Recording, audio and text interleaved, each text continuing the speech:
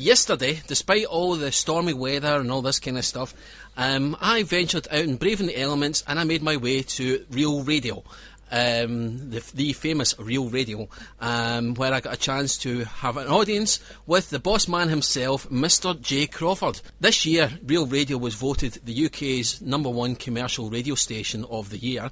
So I started things off by asking him, what's his secret?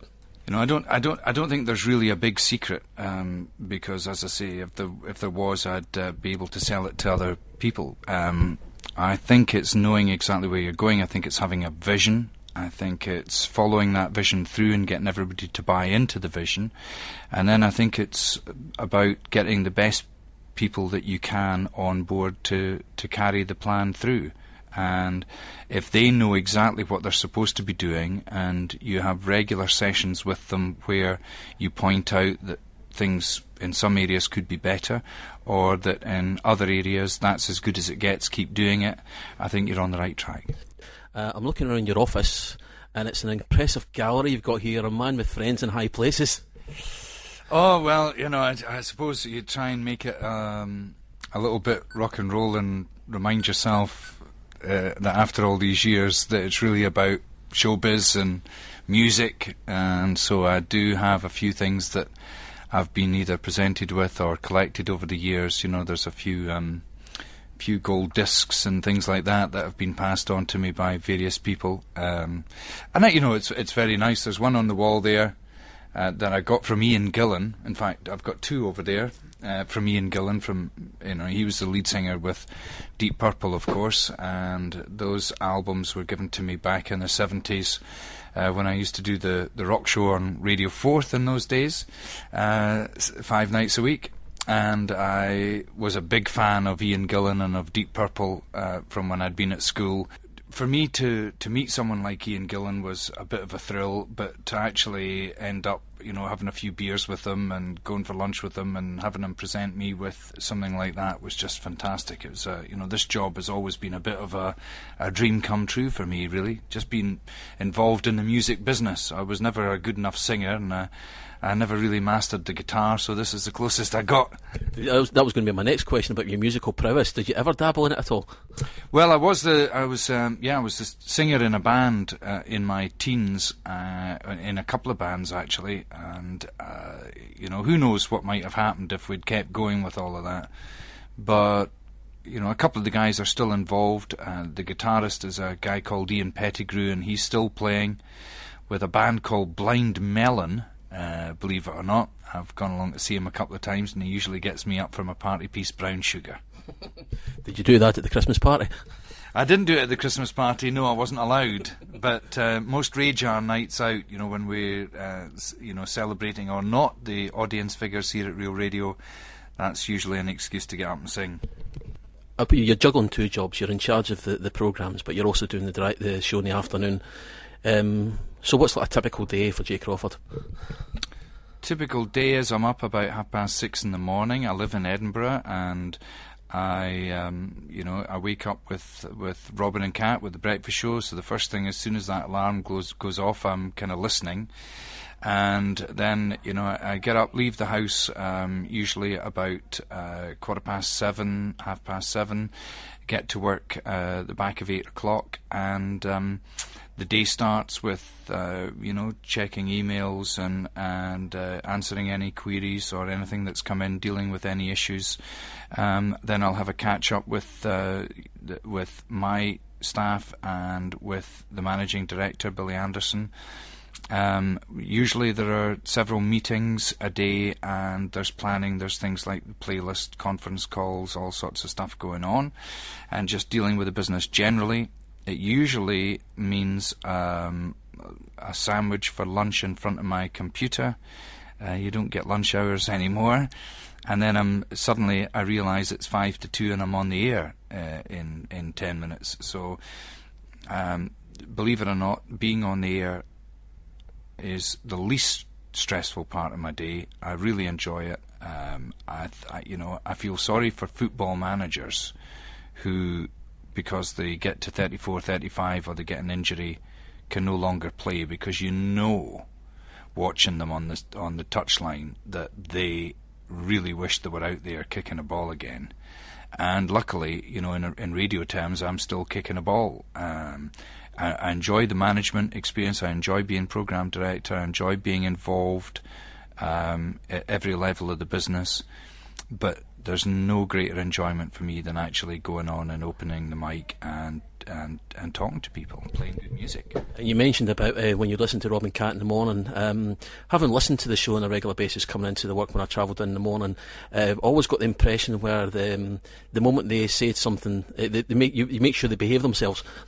Because sometimes they can say things and go, what, you know, you say, oh, we've had the boss man on the phone, don't say that.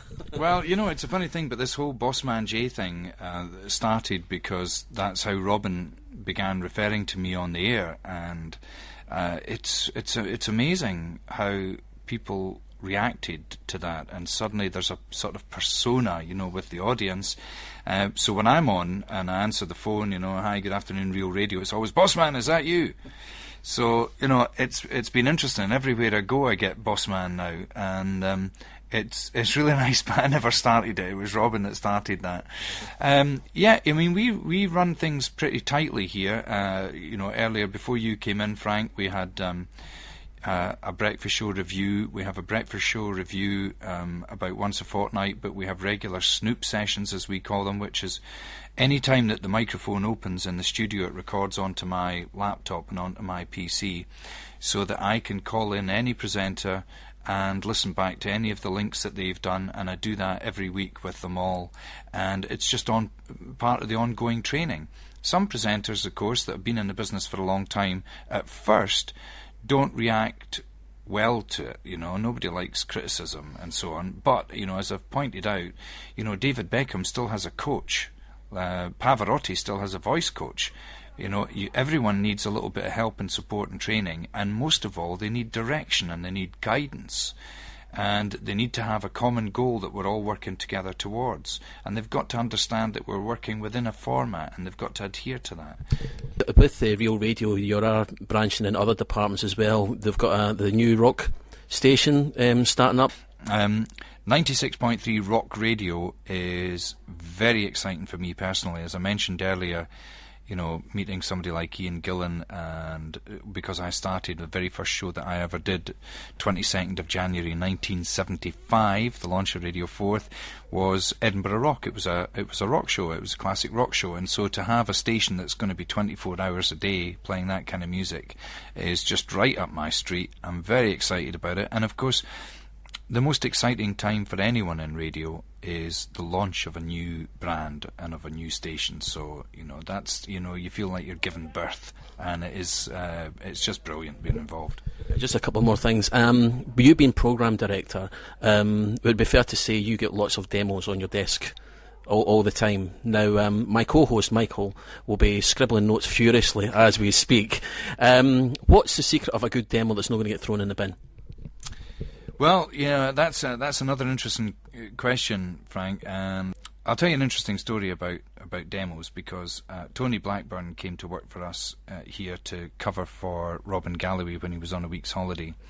And so he was sitting in that chair that you're sitting in now here in my office, having Tony Blackburn here. Now, for me, as a young schoolboy, teenager, you know, in 1967 when Radio 1 launched and Tony Blackburn had 25 million people listening to his breakfast show, having him actually in my office, you know, listening to my advice was bizarre, to say the least. But when I first thought of applying for a job in radio with Radio 4th in 1974, for some reason there was something that had stuck in my mind, and it was something that I'd read in one of my mum's magazines that I'd been flicking through, and there was an article, an interview with Tony Blackburn, and they asked him that question about how to get a job in radio and what to do to impress the programme director. And he said, well, keep it short. He said, really, if you're going to send in a tape, don't send in a whole hour, send in just 5 minutes. Any programme director that knows what they're doing will be able to tell within 5 minutes if you're any good or not and whether they want to hire you. They'll know by the sound of your voice, they'll know by your personality, and they can tell within 5 minutes. So I thought, right, that sounds good, and I sent off my original demo tape, the only one I've ever had to send, thank God. And it was 4 minutes 15 seconds long, and I've still got the cassette, actually, because I got it back from Richard Finlay, who was the original program controller at Forth, and I sent it, and I'd written all over it, 4 minutes 15 seconds. This is only 4 minutes 15 seconds long. Well, he had 600 applications for 8 positions as DJs in 1974, and I got the job. And he always said, and still says to this day, it was the best tape he ever got because it was the shortest. Right, well, I have to say thanks very much for taking the time to speak to us today, and we hope yourself, your family, everybody at Real Radio have a great Christmas.